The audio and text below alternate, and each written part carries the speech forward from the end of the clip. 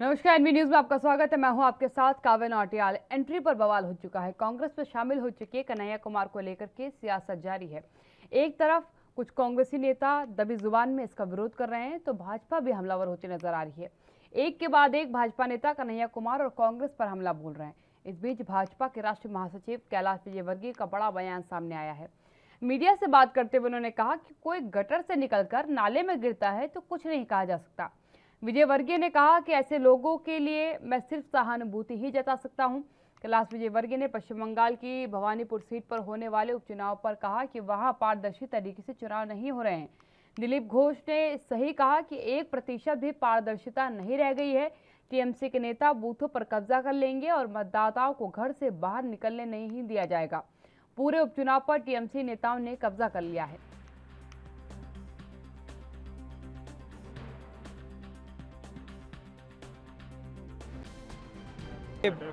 बंगाल में चुनाव निष्पक्ष हो, इसकी बिल्कुल 1% भी संभावना नहीं है।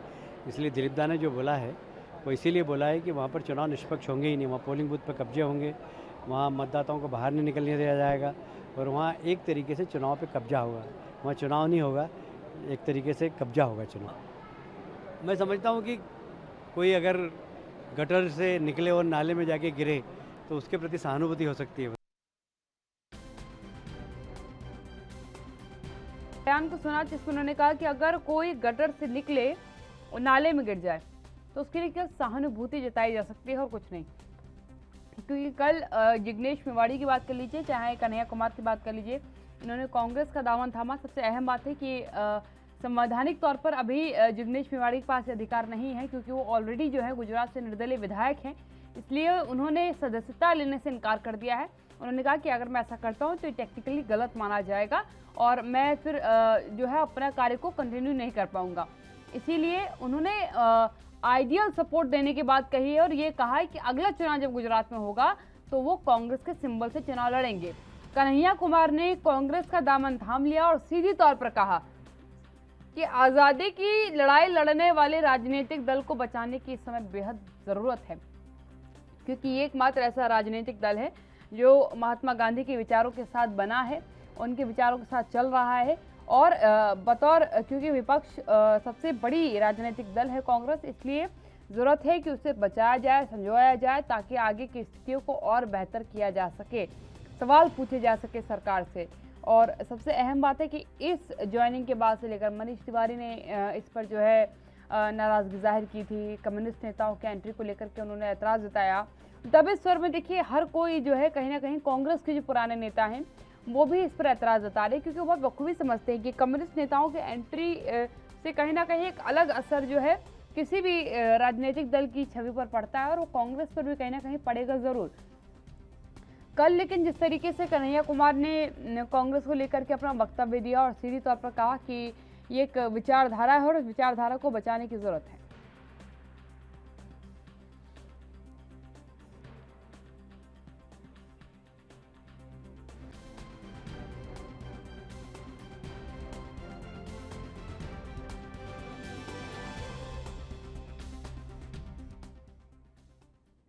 मेरे साथ मेरे पहले जुड़ चुके हैं, आपका परिचय कराती हूँ, चर्चा की शुरुआत करती हूँ। राहुल आनंद जी मेरे साथ जुड़ चुके हैं भारतीय जनता पार्टी से। सीके ठाकुर जी मेरे साथ जुड़ चुके हैं कांग्रेस से।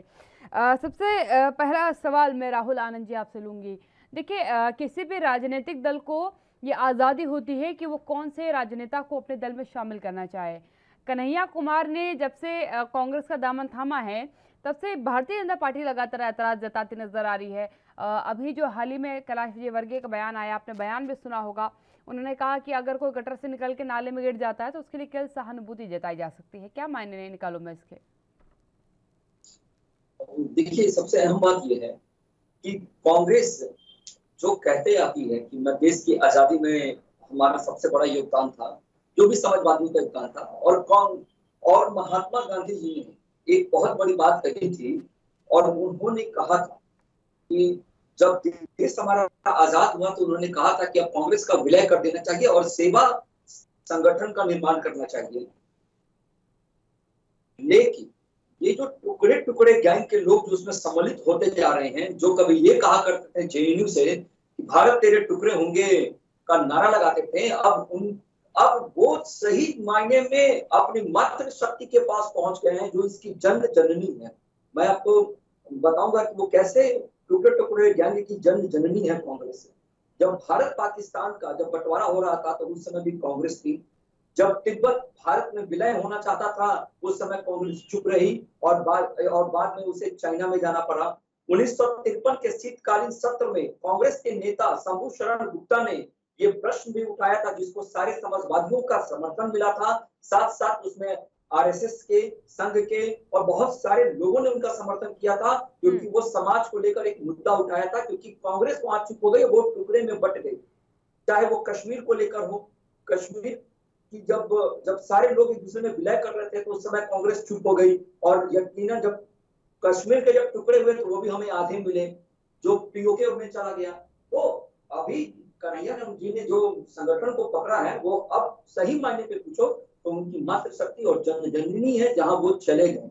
अब ये कांग्रेस की जो अस्तित्व को बचाने की जो बात कर रहे थे, उसमें बड़ा ही स्पष्ट है कि वो उसकी किस अस्तित्व को बचाएंगे। जो 3.5 परिवार का जो प्राइवेट लिमिटेड कंपनी है कांग्रेस, जो चाटुकारिता का परिचय दे रही है, और खास करके वो इसलिए क्योंकि अपने पंजाब में भी देखा कि पंजाब में किस प्रकार से जो कद्दावर नेता हैं उनको हटाकर सिद्धू को कमान सौंपा गया। बाद में उनकी बात ना मानी तो सिद्धू ने भी छोड़ दिया। तो कहीं ना कहीं जो ये अपने आप की जो जमीनी हालात जो तलाशने का जो कार्य कर रही है, ये कांग्रेस कर रही है, और यही टुकड़े टुकड़े को आगे बढ़ाएगी। क्योंकि इसका संचालन तो विदेशों से होता है और उनको विदेशी लोग ही ज्यादा पसंद है। क्योंकि आपने देखा होगा कि जब भी वो अखबारों में या सुर्खियों में आते हैं तो वो गुणगान करते हैं बाहर के ही लोगों का। जी सीके ठाकुर जी, क्या कहेंगे आप? क्योंकि बिल्कुल लोकतांत्रिक है किसी भी राजनेता का किसी दल में शामिल हो जाना, खासकर जब तक तो वो चयनित ना हो। लोकसभा चुनाव लड़ा था कन्हैया कुमार ने, हार गए थे चुनाव। उसके बाद आपके दल को कल उन्होंने ज्वाइन किया है और निष्ठा के साथ आपके साथ कार्यरत रहने की बात भी कही है। लेकिन जो बयान विजय वर्गीय साहब की तरफ से सामने आया है कि गटर से निकलकर अगर कोई नाले में गिर जाए तो सहानुभूति ही जताई जा सकती है, क्योंकि मुझे ऐसा लग रहा है कि जो नाला पर्याय जो शब्द इस्तेमाल किया गया है वो कांग्रेस के लिए किया गया है। सबसे पहले तो कन्हैया का स्वागत है कांग्रेस पार्टी में, और कन्हैया जैसा देशभक्त यदि कांग्रेस में शामिल होता है तो ये कांग्रेस के लिए गर्व की बात है। जिस चीज को भारतीय जनता पार्टी टुकड़े टुकड़े गैंग करके वो बताते हैं कि वो देशद्रोही हैं, तो उस समय तो मोदी जी की सरकार आज भी थी, उस समय भी थी। उस देशद्रोही को क्यों नहीं प्रधानमंत्री मोदी जी जेल में सड़ा करके रख देते, उनको चुनाव लड़ने से वंचित कर देते। देखिए, ये सब बड़ी साजिश होती है जब लगता है ना कि प्रधानमंत्री मोदी या भारतीय जनता पार्टी की कार्यशैली जो देश के हित में नहीं है, उसके खिलाफ यदि कोई बोलता है तो उस व्यक्ति को वो हाशिए पे ले लेता है। कैलाश विजयवर्गीय जी जो बंगाल में चुनाव के प्रभारी थे, मैं देख रहा था आपके माध्यम से, सारे मीडिया के माध्यम से, और कभी मैं बगल में हूं तो जाने का मौका भी मिला। पूरी तरह से देश हिंसात्मक की हिंसा की ओर ले जा रहा था। हिंदू मुसलमान की लड़ाई और जो हिंसा की लड़ाई होती, जातीय उन्माद, ये सब में उन्होंने करने का प्रयास किया। राम हमारे लिए प्रिय हैं, कोई दिक्कत नहीं है, हम भी हिंदू हैं, हम भी पूजा करते हैं, राम हमारे भी आदर्श हैं, हमारे भगवान हैं। लेकिन उस राम को उस ढंग से वहां पेश करना, ये पूरी तरह से हिंसा का पूरा जड़ तो कैलाश विजयवर्गीय और भारतीय जनता पार्टी ही है। तो आज कन्हैया कुमार जैसा देशभक्त जो गरीबों का मसीहा है, जो गरीबों के हित में सोचता है, जो देश के हित में सोचता है, आप कन्हैया का एक एक वक्तव्य ले लीजिए। ठीक है, कम्युनिस्ट देश रहा है उनका, कम्युनिस्ट में थे वो, जेएनयू से वो थे, और लेकिन सोचने वाला व्यक्ति उस समय, मैं भी चूंकि जेएनयू से कहीं न कहीं बिलोंग करता हूं, तो मैं देखा कि जो टुकड़े टुकड़े गैंग है, नारा किसी और ने लगाया, अखिल भारतीय विद्यार्थी परिषद के लोग ज्यादा एक्टिव होकर के उस चीज को उल्टा उन्होंने उस पर रिएक्ट डाला। लेकिन है तो जब जांच हुई तो कन्हैया जी को जेल में डालना चाहिए था। लेकिन कैलाश विजयवर्गीय जी की ये बात जो है काफी अशोभनीय है कि जो कहते हैं कि गटर से निकल के नाले में जा रहे हैं। ये देखिए, एक परिस्थिति होता है, समय है, कल कांग्रेस की स्थिति भी ऑटोमेटिक सुधर जाएगी। देश में जो जितनी विपन्नता है, जितनी आर्थिक मंदी है, जितना लोग परेशान है, लोग बेरोजगारी है, लोग काफी बेरोजगार हो गए हैं। पेट्रोल का दाम, डीजल का दाम, पेट्रोल बेस होता है, किसी भी देश की रीढ़ होती है, वैसे संचालन होता है, सारी गाड़ियां चलती है, बसें चलती है, ट्रेन चलती है, सब कुछ चलता है, जिस पर देश चलता है। इतना महंगाई हो गया है कि लोग त्राहिमाम है। तो इस ढंग से लोग अपनी बातों को छुपाने के लिए इन ढंग की बातों को करते हैं। चूंकि वहां कन्हैया और राहुल गांधी को उलझा करके रखो, ताकि जनता जो है ये नहीं सोचे कि प्रधानमंत्री मोदी और भारतीय जनता पार्टी के लोग बहुत सारी बातों को ये लाते हैं। कांग्रेस एक महासमंदर है, एक समय है, वो चलता है। लोगों को अभी चूंकि एक नारा मिला है, राम मंदिर, राम राम राज्य, ये ठीक है, राम राज्य तो होगा, लेकिन रोटी नहीं तो राम राज्य हम क्या करेंगे? आपने देखा हो कोरोना महामारी के दरमियान सबसे अधिक लोग अयोध्या में मरे, सबसे अधिक लोग बनारस में मरे। क्यों? क्योंकि कोई व्यवस्था नहीं है। केवल राम नाम लेने से हम पार तो हो जाते हैं, भगवान है, भक्ति। जब हमारे पास शक्ति नहीं तो फिर भक्ति हम कहाँ कर पाएंगे? देश की शक्ति को छिन्न भिन्न कर दिया भारतीय जनता पार्टी ने, तो फिर हम राम का नाम। मेरा यहाँ पर क्यों ऐतराज है भाजपा को आपके साथ जिग्नेश मेवाड़ी के जुड़ जाने से या फिर कन्हैया कुमार के जुड़ जाने से?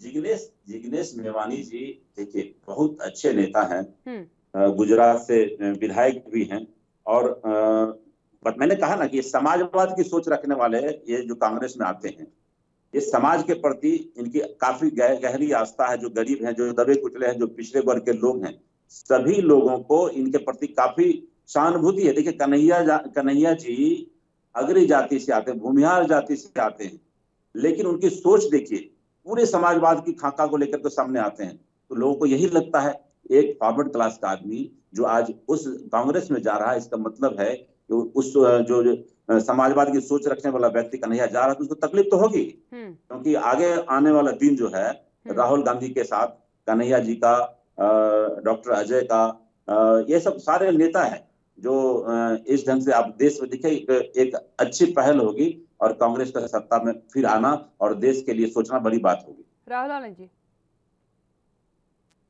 देखिए मैं कांग्रेस के प्रवक्ता का बातें को सुन रहा था, उन्होंने 2-3 बातें बड़ा ही अहम कही, जिसको मैं उनको रेखांकित कर दूं कि युवा है वो हमारे यहाँ आ रहे हैं, अच्छी बात है, लेकिन आपने उस वीडियो के बारे में इस बात को भी नहीं देखा और आपने इस पर चर्चा भी नहीं किया।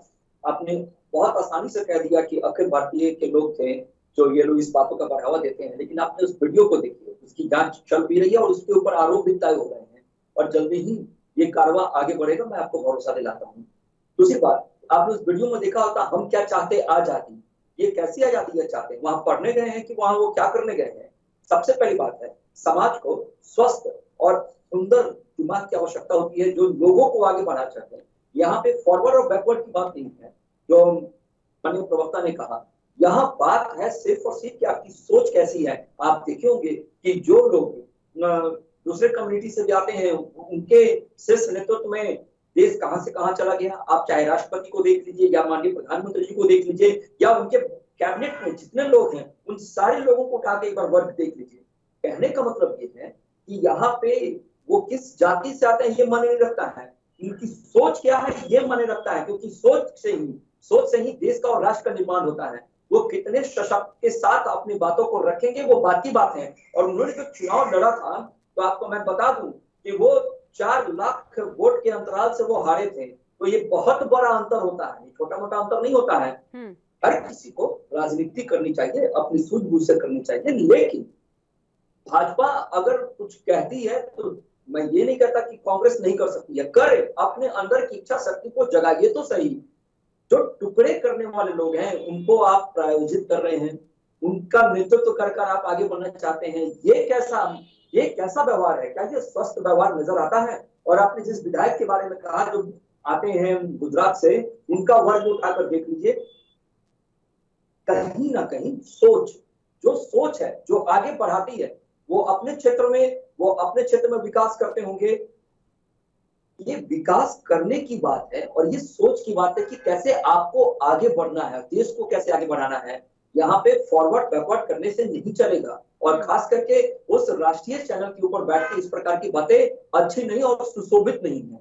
नहीं राहुल आनंद जी, राष्ट्रवादी जो है श्री ठाकुर जी ने कहा है कन्हैया कुमार को, वो कह रहे हैं कि बड़े राष्ट्रवादी नेता हैं, समाजवाद को मानते हैं। समाजवाद के चेहरे के तौर पर जिग्नेश मेवाड़ी की बात कर लीजिए, चाहे कन्हैया कुमार की बात कर लीजिए, लोग पहचानते हैं। वो जनता की बात रखते हैं, उनकी समस्याओं पर बात रखते हैं, दबे कुचले वर्ग की बात रखते हैं। तो कांग्रेस का दामन थामना क्या गलत है इसमें?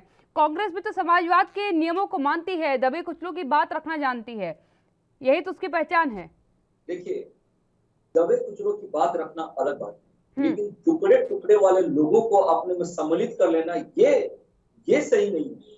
और कहीं ना कहीं जो पॉलिटिकल स्टैंड है जिसके ऊपर ये लोग आते हैं, अपनी पब्लिसिटी कराना चाहते हैं और बाद में आकर चुनाव लड़के जीत जाते हैं, तो आप उनके मन के अंदर का जो विकार है, जो उनके मन के अंदर में जो अस्वस्थ वातावरण तैयार है, ये आप उस समाज का क्या भला करेंगे? आप थोड़ी देर सोच के देखिए, जो व्यक्ति पूरे मंच से खड़ा होकर भारत तेरे टुकड़े होंगे, हम क्या चाहते आजादी के नारा में सम्मिलित रहता है, वो भारत का क्या विकास करेगा? टुकड़े टुकड़े करके विकास करेगा?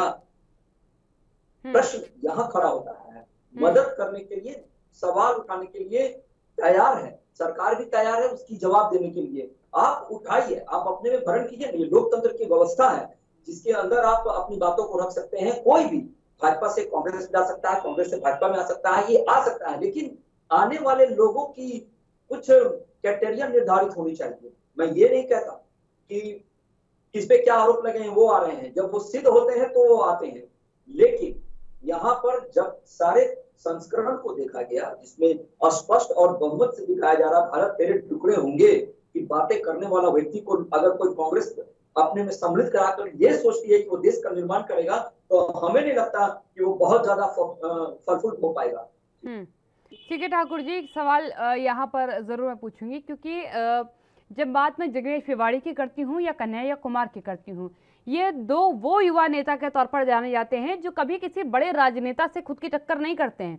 ये सीधा सीधा चेतावनी देते हैं प्रधानमंत्री मोदी को, ये सीधा उनसे लड़ाई लड़ते हैं। चाहे जिग्नेश मेवाड़ी के आंदोलन के दरमियान उनके दिए गए बयानों की भी बात कर लूँ, उन्होंने उस दरमियान में सीधा प्रधानमंत्री मोदी को ही इंगित किया था और कहा था कि हमको जो है इस काम को नहीं करना है, आप हमें ज़मीन दीजिए, रोजगार दीजिए, हमें ये काम नहीं करना, हम इस काम को छोड़ना चाहते हैं, जिस आंदोलन से जिग्नेश मेवाड़ी की शुरुआत हुई थी। कन्हैया कुमार की बात करी जाए तो कन्हैया कुमार ने भाजपा के कभी किसी और नेता पर टीका टिप्पणी नहीं करी है अभी तक। उनकी नीतियों पर जरूर सवाल उठाए, लेकिन टारगेट हमेशा उनके प्रधानमंत्री मोदी रहे। क्या ये बड़ा कारण है भाजपा का नाराज होने का, कन्हैया कुमार का कांग्रेस ज्वाइन करने से? भाजपा में सिर्फ मोदी को नेता बना करके काम करते हैं। किसी स्टेट में चुनाव लड़ना हो तो मोदी जी लड़ रहे हैं, कहीं जिला परिषद का चुनाव लड़ना हो तो मोदी जी लड़ रहे हैं, चयन बाद में होगा। ये तो समझिए कि सिर्फ मोदी जी चल रहे हैं, तो किसको कहेंगे, वो इंगित किसको करेंगे? तो मेरा कहना है कि भारतीय जनता पार्टी में सर्वे सर्वा प्रधानमंत्री नरेंद्र मोदी जी हैं, तो लोग उन्हीं को इंगित करते हैं, उन्हीं को सामने रख करके बात करते हैं, क्योंकि सारी पॉलिसी उनकी आती है। कुछ भी बने मोदी जी करते हैं, विदेश जाते हैं मोदी जी जाते हैं, स्वदेश जाते हैं मोदी जी जाते हैं। आज आप बताइए कि कोई जानता है कि भारत के विदेश मंत्री कौन है? आप मीडिया में बहुत दिखाते हैं, आप लोग बताइए। मेरा कहना है कि प्रधानमंत्री मोदी जी ही सर्वे सर्वा है, मतलब जूता सिलाई से चंडी पाठ तक मोदी जी ही करते हैं, तो उन्हीं को बोलना पड़ेगा ना। इसलिए जिग्नेश मेवानी जी और कन्हैया कुमार जी नहीं, ये अलग बात हो गई। सीके ठाकुर जी, ये बात अलग हो गई कि प्रधानमंत्री मोदी जो है सर्वे सर्वा हैं, और यकीनन होंगे भी, क्योंकि उनके दल के नेता के तौर पर उन्होंने चयनित कर रखा है। देश के प्रधानमंत्री है, विदेश के दौरे पर वही जाएंगे, देश के दौरे पर भी वही चलेंगे। लेकिन एक सवाल यहाँ पर सीधा, क्या इसीलिए कांग्रेस ने कन्हैया कुमार को अपने साथ लिया है? क्योंकि बहुत बखूबी जानते हैं कि कन्हैया कुमार हर मंच से भाजपा को सीधे तौर पर टारगेट करते नजर आते हैं और प्रधानमंत्री से सवाल करते हैं, क्योंकि आपके दल के तो कई नेता अभी तक ऐसी हिम्मत नहीं कर पाए हैं। जैसे अभी भाई साहब ने कहा कि कन्हैया कुमार जी टुकड़े टुकड़े गैंग बताए देश का करेंगे, और ये जेएनयू में हुई थी घटना, आज से 4-5 साल होने जा रहा है, जांच चल रही है। प्रधानमंत्री मोदी जी की सरकार है, भारतीय जनता पार्टी की सरकार है, हम लोग उसको एक तरह से कहा जाए तानाशाह की सरकार है। तो आज तक जांच नहीं हो पाई क्या? कन्हैया ने कहा था, कन्हैया पर क्यों नहीं वो केस करते, कन्हैया को क्यों नहीं जेल डालते, देशद्रोही का मुकदमा डाल करके उनको चुनाव लड़ने से वंचित करें? कन्हैया कुमार एक गरीब का बेटा है। कन्हैया कुमार उस जगह से आता है, बेगूसराय की धरती से आता है, जहां लोग गरीबों का सम्मान करते हैं। हर लोग 4 लाख वोट से हार जाना बड़ी बात नहीं है, बहुत लोग 4 लाख से और 6 लाख से वोट से हार गए। हारने का भी क्या रीजन है, उसका भी जांच होना चाहिए ना। इस धनबाद लोकसभा जहां हम लोग अभी विराजमान हैं, पशुपतिनाथ सिंह जी यहाँ भाजपा के सांसद बने, 6 लाख वोट से चुनाव जीत गए। नेवर, ये हो ही नहीं सकता है। झारखंड में मैं डिटेल्स में जाएंगे तो पता नहीं, कहीं ना कहीं देखिए, कहीं ना कहीं जादू है, और कौन सा जादू है आई डोंट नो। मोदी जादू तो नहीं हो सकता है। 4 लाख वोट से कन्हैया हारा नहीं, इसको हराया गया, ये भी कह सकते हैं आप। कन्हैया कुमार जन जन का नेता है, गरीबों का नेता है, हिंदू का नेता है, मुसलमान का नेता है, गरीब का, सबका नेता है वो। उसकी जुबान आप देखिए ना, देश के प्रति आप उसका एक एक क्लिप करके देख सकते हैं। कन्हैया कुमार कोई गलत आदमी नहीं है।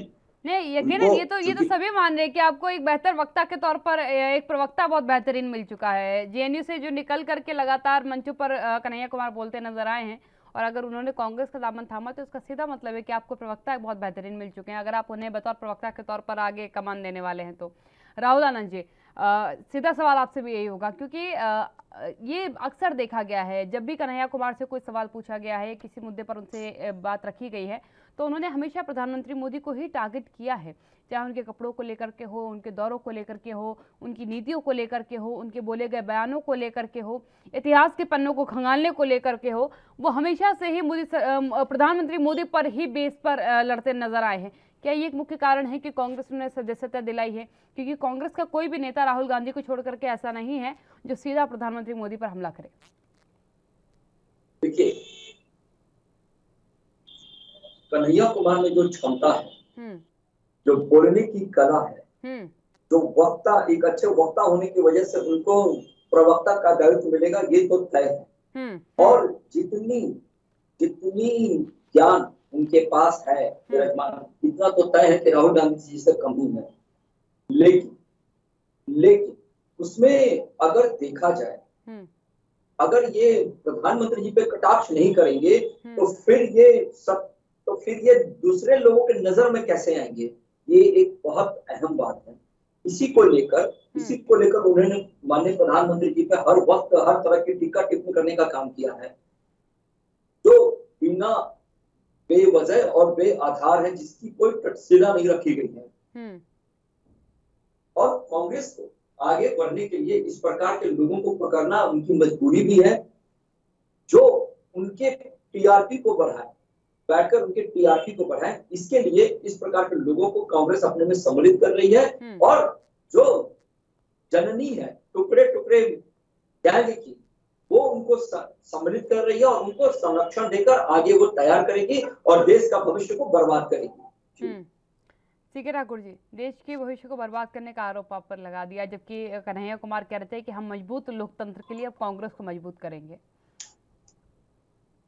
भाई साहब को बताना, जो अभी आर्थिक स्थिति है देश में, जो बेरोजगारों की स्थिति है, जो फौज खड़ा हुआ बेरोजगारों का, सरकारी नौकरियां बंद हो रही है, देश में जितने भी सरकारी प्राइवेटाइजेशन की ओर ले जा रहे हैं, सारे संस्थाओं को बेच रहे हैं। जो पिछले आजादी के बाद से आज तक कांग्रेस की सरकार, चाहे जो भी प्रधानमंत्री रहे हों, जो भी राष्ट्रपति रहे हों, जो कुछ बना है, हर उस विरासत को प्रधानमंत्री मोदी जी बेचते जा रहे हैं। बेरोजगार, इस पर विचार करना चाहिए। अब चूंकि हम सब लोग मिल करके, जितने लोग हैं जिसको देश की चिंता है, सब एक मंच पे आ रहे हैं, तो ये कौन सी कोई गलत बात तो है नहीं। कन्हैया कुमार जी आए, बहुत अच्छे वक्ता हैं, बहुत अच्छे नेता हैं, बहुत बड़े समाजवाद के द्योतक हैं, समाज के प्रति बड़ी सोच है, गरीब दबे कुचले, मैंने कहा ही। तो कन्हैया कुमार जी आए तो हमारे लिए बहुत बड़ी बात, अच्छी बात है, मेरे लिए ताकत तो है ही, और ये ताकत देश की ताकत बनेगी। देश को जिस ओर ले जा रहे हैं, हम प्राइवेटाइजेशन का विरोध नहीं करते, लेकिन जो सरकारी संस्थाएं हैं, आपको मैं बता देता हूं, कभी जैसे रिलायंस कंपनी है या कहीं छोटी मोटी कंपनियां हैं, जो जिस व्यक्ति को 1 लाख रुपए महीने मिलता था, काम भी उसी ढंग से करते थे, आज प्राइवेट कंपनी में जाकर के उस व्यक्ति का सैलरी 10 से 20 हजार रुपए तय हो जाता है। उसके बच्चे कहां से अच्छे स्कूल में पढ़ पाएंगे, अच्छे कपड़े पहन पाएंगे? ये तो, और दिनों दिन महंगाई है, पेट्रोल का कीमत आप देख रहे हैं, पेट्रोल से पूरा देश का धड़कन है, देश चलता है, तो कहां से लोग मेंटेन कर पाएंगे? ये प्राइवेट की सरकार में मोदी जी रिलायंस और अडानी अंबानी जैसे लोगों को प्रश्रय दे करके इस देश को रसातल में ले जा रहे हैं। तो इसलिए सारे लोग जो देश के समर्थक हैं, देश को बचाने वाले लोग हैं, सब एक मंच पे आ रहे हैं, कांग्रेस में आ रहे हैं। कौन सी, ये तो अच्छी बात है। और जहां तक कहा कि राहुल गांधी जी अच्छे पढ़े लिखे व्यक्ति हैं। हम्म। देखिए सोशल मीडिया में हिंदूवाद, मैं कहा ना कि मैं भी हिंदू हूं, लेकिन हिंदूवाद को जिस ढंग से प्रचारित किया जा रहा है, मैं देखा कि मरने वाले कौन होते हैं? गरीब गरीब गुरबे लोग होते हैं। जब कोई आंदोलन होता है, कहीं जाते हैं, गरीब गरीब गुरबे लोग मरते हैं और उसको गरीब गुरबे को शामिल करके हिंदूवाद का नारा दे करके लोग जेल ले जाते हैं, लेकिन उसकी व्यवस्था नहीं करते हैं कि गरीब का बेटा आईएएस कैसे बने। मैं आपको बता देता, प्रधानमंत्री मोदी जी का सबसे बड़ा अभी क्या हुआ कि अभी उन्होंने यूपीएससी के एग्जाम, जो लोग इतना मेहनत करते हैं, सभी छात्र हमारे मेहनत करके यूपीएससी कंप्लीट करते हैं और आईएएस आईपीएस बनते हैं, इन्होंने मनोनयन की प्रक्रिया भी ले आया है। आपने देखा होगा पिछले 1.5 साल 2 साल पहले 4 लोगों को मनोनयन किया था मोदी जी ने कि वो भी आईएएस के रैंकिंग में आएंगे। तो ये इतना बड़ा अन्याय है इस देश के लिए। धीरे धीरे देखिए ये इस देश को ना मतलब क्या कहा जाए, एकदम चीन की तरह ये लेके चले जा रहे हैं। तो ये गलत हो रहा है। इसलिए सारे लोग जो देश की सोच रखते हैं, देश के प्रति आस्था रखते हैं, जो राष्ट्रवाद हैं, वो कांग्रेस में शामिल हो रहे हैं। राहुल आनंद जी, जो राष्ट्रवादी हैं, राष्ट्र पर विचार करते हैं, राष्ट्र का बेहतर चाहते हैं, वो कांग्रेस ज्वाइन कर रहे हैं। और कल यही बात जो है जिग्नेश मेवाड़ी की तरफ से भी कही गई थी, कन्हैया कुमार की तरफ से भी कही गई थी कि गांधी की विचारधारा वाला राजनीतिक दल है, आज़ादी की लड़ाई लड़ी है इस राजनीतिक दल ने, इसलिए ज़रूरत है कि इसे और मजबूत किया जाए और आपकी सरकार से लड़ा जाए जो तानाशाही रवैये पर उतर चुकी है। देखिए, लोकतंत्र की आत्मा विपक्ष के अंदर विराजमान होती है, लेकिन लोकतंत्र के नाम पे हर वक्त गले कामों को शह देना, गलत कामों को शह देना, ये लोकतंत्र की खिल्ली उड़ाने की जैसा। चाहे वो किसी भी प्रकार का आंदोलन हो, आप मेरे इशारा समझ रहे होंगे मैं कहाँ जा रहा हूँ। लेकिन थोड़ी देर के लिए अगर देखा जाए, सिद्धू भी इनके पास गए थे और खुद पूर्व मुख्यमंत्री ने भी इस बात को कहा कि सिद्धू खास करके उस सीमावर्ती क्षेत्र के लिए खतरनाक है जो पाकिस्तान से टच करता है। और आखिर अंततः जाकर वही हो गया, सिद्धू भी कांग्रेस में जाकर एक राष्ट्रीय विचारधारा को लेकर आ रहे थे और अपने हिसाब से चलाना चाह रहे थे, रूल्ड करना चाह रहे थे। और यही नहीं, जो नशे की व्यापार को वो रोकने का प्रयत्न कर गए थे कांग्रेस में, उस पे एक रत्ती भी वो लोग सफल नहीं हो पाए, 1% भी सफल नहीं हो पाए हैं।